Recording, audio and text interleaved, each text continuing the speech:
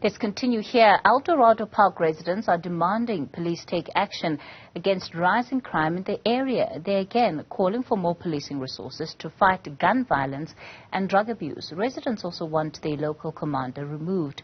Community activist Dereleen James joins us now for more on the story. Dereleen, good evening to you. Thanks for your time. It's been a difficult couple of months, especially for you as residents, given the increasing nature of, in particular, gun violence that is taking place in the streets. Yes, it's really been a tough, I think, 3 months, and even worse, the last 25 days when we've been camping outside of SAPS, demanding services from various spheres of government. And today, 25 days later, there's still nothing, but the shooting continues and the drugs continue in our community. We saw a visit there by some of the provincial and national officials and a commitment to beef up the policing in the area. What has happened as a result of those commitments? Has they been followed through?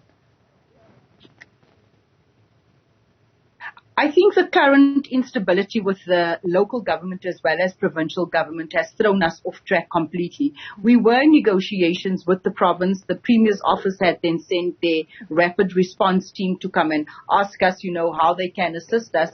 But as you know, the Premier has since resigned. We also know that the Mayor came to pay us a visit, I think 2 weeks ago, and she promised, to come back to us on the 8th of October, which would have been tomorrow. And unfortunately, there's a new mayor in town, so where does that leave us as a community? So we've had a lot of officials coming through and making promises unto us in terms of our demands, but we haven't seen any delivery as yet.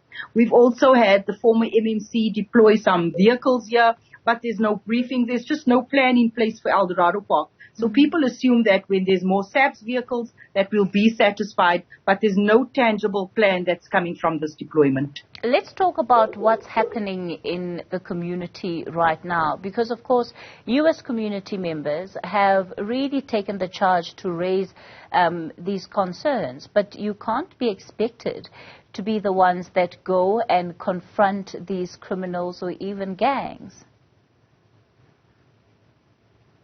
Exactly. And you know what? You actually find people saying, if you can camp, you're camping out at the wrong place. Why aren't you camping out at the dealers' houses, Why aren't you doing that? But that is for the police to do. We are ordinary civilians. We are saying what is happening in Eldorado Park is not just in Eldorado Park. It's not just about a colored community. But as South Africans, we believe that we need to be protected. And the response that we're asking for is an integrated response, a response from all spheres of government, not just SAPS, because these social ills have different contributors to it. There's poverty, there's unemployment, there's dark streets, there's just so much in our community that needs attention. And this is why we find ourselves at a place where bullets are flying daily. And in all communities, Eldorado Park, Westbury and Rivoli, people are dying daily. What would you say has been the impact of the community coming together in the way that we have seen? We've seen you guys camping, we've seen the night vigils, the overnight prayers that have been held.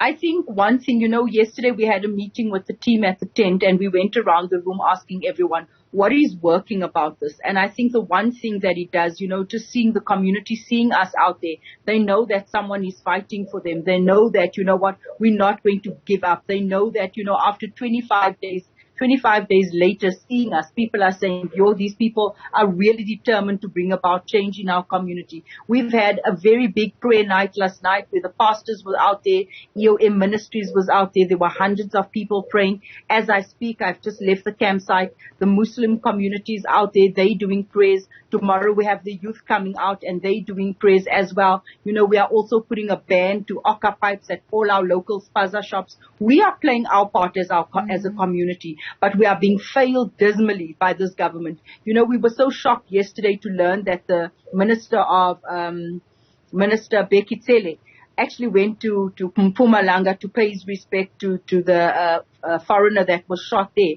And we're not saying that one life is more important than the next. But here we have been for 25 days and we had no one coming to speak to us in terms of our demands. All right, Dereleen James. And when they do come, there's just no deliverables. I think rightfully frustrated with the state of affairs and the lack of responsiveness, at least, to the issues that you've been raising as a community. Dereleen James is a community activist from Eldorado Park. We'll leave it there for tonight.